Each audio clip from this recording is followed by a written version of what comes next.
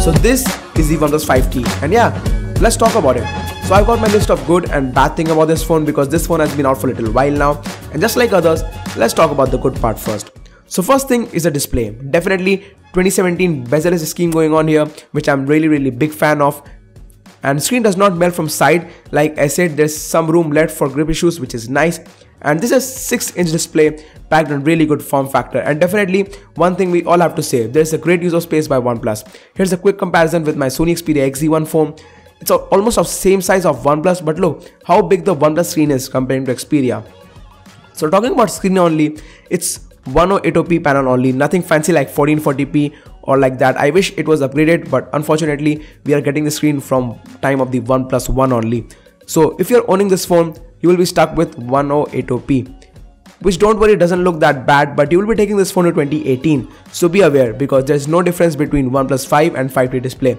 They're pretty much similar. So talking about build quality of this phone just loves smudges. As you can see, I felt like that the aluminum would have been much more better choice, but it's not that bad too. And even if the phone is large, you can for sure hold it very easily with one hand.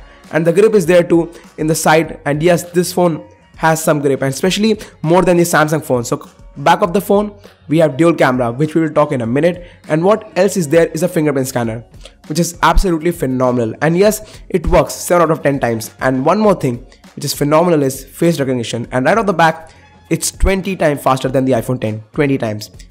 It's like you just see the phone and boom, you are inside the phone. And this gets 10 out of 10 very easily. Great move, OnePlus. Great move. So bottom of the phone, you have your headphone jack, which is becoming rare day by day. So OnePlus, thank you for that. And one thing I'm really upset about is the bottom speakers.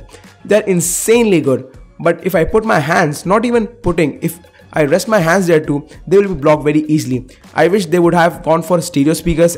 And at this point only, it would have been best smartphone of choice. But unfortunately, it's not happening. It's a major drawback from my opinion, really major drawback. The speakers are so good in this phone, but this thing just ruined the experience in a massive way. So performance wise, Snapdragon 835, 6GB of RAM. So multitasking, you're greatly welcome here. Gaming, browsing, it can handle anything you put them on it. And just like the others, OnePlus phone, this also has the Oxygen OS, which I call stock Android. It feels like I'm using an Pixel device only. And fun fact, this phone hasn't got Oreo update yet, even knowing that this phone was launched in November. Now, let's talk about the dual camera or cameras. So yes, we all can say this, it's looking like more of iPhone 7 Plus rather than looking OnePlus's phone. So one is 16 megapixel shooter and another one is 20 megapixel, and both the cameras have 1.7 aperture, going on same aperture on both the cameras. So dual camera nowadays means there's the availability of portrait mode, except you are Pixel 2. So how is it? Well, in camera department, it takes great photo considering it's $500 phone. 8 out of 10 without a doubt. But in portrait mode department, it's way behind its competitor. It barely takes great photos in portrait mode. And yes, iPhone, Pixel and Note are million times better than this phone in portrait mode department. But if you're not into that, definitely you have many options like Pro mode where you can customize and can take shots according to your convenience, which I'm not very professional at. So bottom line, if you hate portrait mode, you will be in love with these cameras.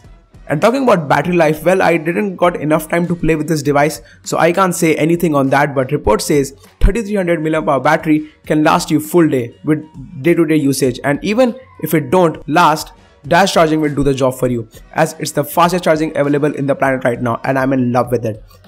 And yes, this is it. This is all the OnePlus 5T hype is all about. It's really an $499 beast, which can give you competition to your $1000 phone.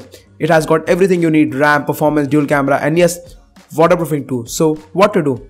Well, rather than buying $1000 phone, save $500 and just purchase this beast, and for sure you will be an happy man forever after this. It has everything which an flagship offers in this generation: dual camera, 6GB RAM, top-notch bezel-less screen, amazing display, even if it's 120p, great build quality and dash charging, and most importantly, face recognition. I cannot force you more to buy this beast. If you don't want to spend a lot on next phone, yeah, OnePlus 5T is the way to go. So yeah, that's been it. Thank you guys so much for watching. I hope you all like this video and Happy New Year in advance. And again, I'm AJ and I'm signing off. Bye bye.